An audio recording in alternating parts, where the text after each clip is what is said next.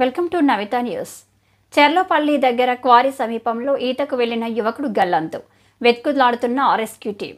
లభించని ఆచూకీ, ఆగ్రహంతో రోడ్డుపై బైఠాయించిన గ్రామస్తులు.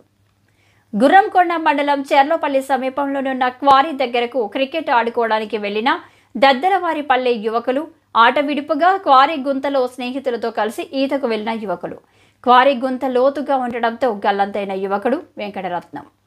సహచర స్నేహితుల సమాచారంతో పోలీసులు, గ్రామస్తులు క్వారీ గుంత వద్దకు చేరుకొని రెస్క్యూ టీముతో వెతుకులాడుతున్న ఆచూకీ లభించని కారణంతో ఆగ్రహించిన గ్రామస్తులు జాతీయ రహదారిపై బైఠాయించడంతో ఉద్రిక్తత వాతావరణం చోటు చేసుకుంది.